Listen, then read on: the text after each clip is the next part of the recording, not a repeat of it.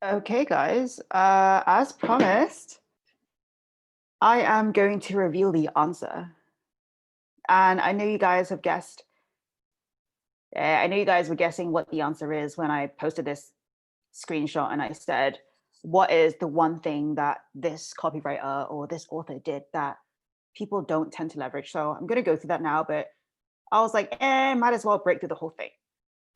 So, okay. First, I'm looking at your answers here. How it affects life outside of fitness from Nick Banks. Yes, but everyone does that. I mean, everyone talks about how it affects life outside of fitness. Laura says results and goal oriented, not talking about the program. Yes, but once again, everyone who knows the basics of business or even has like gone through business coach free stuff knows that. So yeah, instead of just reading out all the answers here, I'm actually gonna just go into it. So okay. Oh my gosh, 1 second. Okay, so let me just break down the whole thing. The first is, this whole thing is based off social proof, but the angle that they use is the revenge angle. So I'm going to explain to you guys a bit of evolutionary psychology. So once you understand the concept, you can apply it in your marketing when you talk about, basically when you do pain points, right? So the first thing is, oh, she made this amazing 40-pound transformation in just 3 months. Tangible result, tangible time frame. And the reason why that's good is because people, especially in fitness, people think that success is a destination and not an event. That success is an event and not a journey. So sometimes things that work really well is to have a tangible end result, like weight loss or how many pounds they lost or how many inches they lost to the waist, and the tangible time frame so that people can really clearly visualize the result they got in a specific time frame. If we look at the bullet points here, without killing herself, without blah, blah, blah, without. So do you guys remember how I said one of the key things that actually gets people to take action is not pain points, is curiosity. No one gets this right in marketing because, we've all been taught like pain points and, make people feel pain and stuff like that. And like, yeah, pain points to an extent, like people have to be in pain.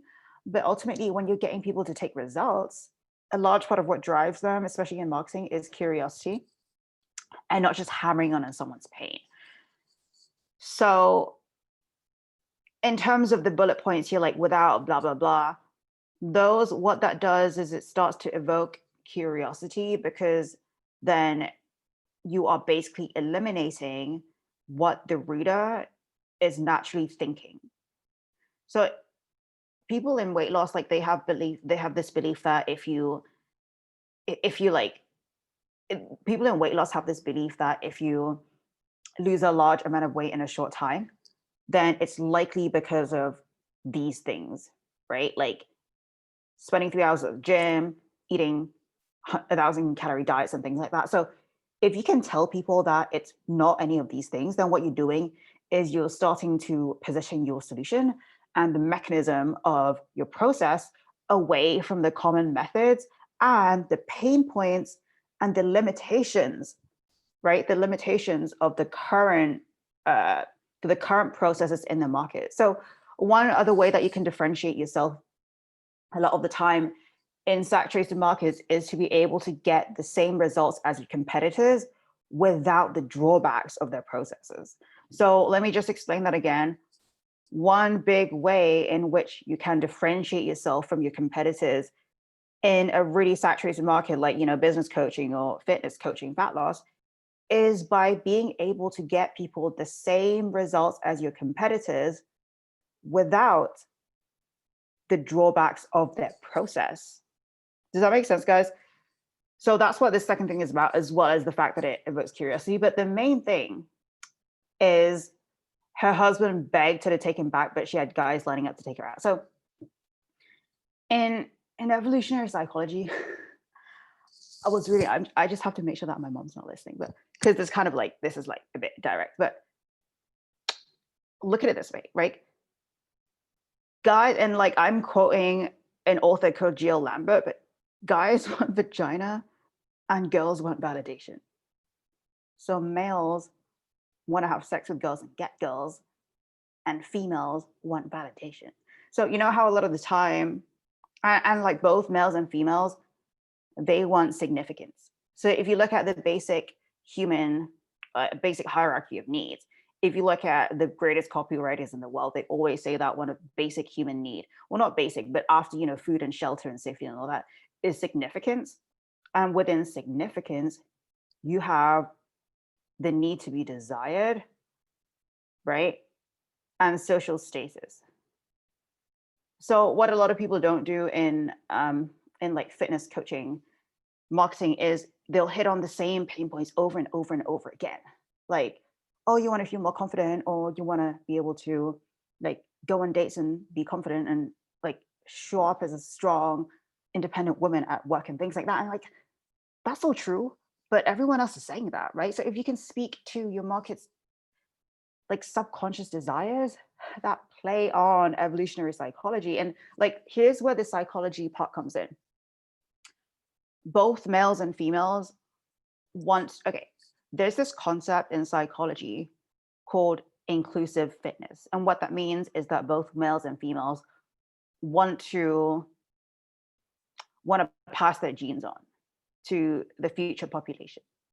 So from a biological standpoint, this is something that's hardwired into everyone, is that they want to pass their genes on to the next generation, right? It's survival of the fittest. It's what we call inclusive fitness.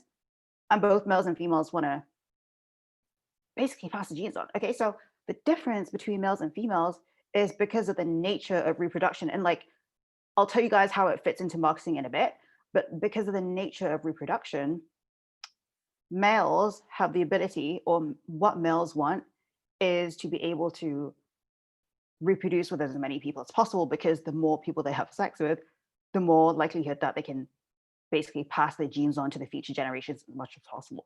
Which means that when it comes to marketing, if your ideal client is males, is a guy, then what that means is you can appeal to their subconscious desire to basically get loads of girls. And no fitness coach talks about this, right? Like, no fitness, like what guys really want is they want that, like, they want to be alpha and they want to be able to get girls and things like that. But no one really talks about it because everyone plays safe. And your ideal audience doesn't admit to that either, because it's harder for them to admit it. And they don't know that it's what triggers them because it's subconscious. So from a woman's standpoint, if you think about a female trying to maximize her inclusive fitness and pass on her genes to the future generation because of evolution, from a reproduction standpoint, once you're pregnant, it's like, you know, you got to wait. You got to like nurture the baby for a year and then like recover and things like that, which means that when it comes to human behavior, females have to be more selective in the guy that they choose, to make sure that they're choosing a guy to make a baby with who, how do I put this, like, who's got good genes to pass on, right? Because it goes back to evolution. So what that means in marketing terms, and like, this is just explaining more of the psychology of the philosophy of it, so you guys understand. But what that means in marketing terms is that females want validation from the opposite sex, and they're competing with each other so that they can attract the highest caliber male to reproduce with. So what that means when we bring this back into the context of marketing for fitness coach is that a lot of the time people don't hit on these points which trigger that subconscious process in their clients. But then beyond that, people talk about the pain points that are like overused, like confidence and getting like falling off track and things like that. If you think about what a lot of males and females really want, like revenge, and like this is the thing that I was referring to, like the answer to what I posted yesterday is this author plays on revenge and her husband begging her to take him back. because that's what your ideal client really wants in a way, right? They want to have that body that their friends and family are jealous of. They want to have that physique that turns heads, and they want to not be have to, not have to Photoshop the pictures. And they want to be seen as, oh, like she's the hot mom or like the hot friend. And they want, that's why the whole concept of revenge body and revenge diet is so catchy, because deep down, people have this. It's like, if another example in a business context is what people really want is not always in alignment with what they say they want, because the desires that humans really want deep down tend to be the ones that are also more shameful to admit. And if we go back to things like social status and significance, to give you another example, in business, it's like, everyone wants freedom and everyone wants, like, 10K months and freedom and be your own boss. But there's so many coaches who also want the business because it's insanely satisfying to be able to prove people wrong and like rub the success in everyone's face. And to be able to, go to dinner and whip out their Amex and be like, oh yeah, that's not me. Or like, oh, my assistant will sort it out. So do you guys see how a lot of the time when you play on things that no other coach is playing on, like using the angle of significance and social status and comparison, then that's actually a lot more effective because it triggers people subconsciously, as well as the fact that you're the only one talking about it. And if you can give your market permission to want certain things that even they're kind of, shameful to admit, then that's really the key in showing that you can basically read their minds. And that's what copywriters say when they say, oh, I'm you have to get into the heads of your ideal client. So that's the answer. Let me know what you guys think of this.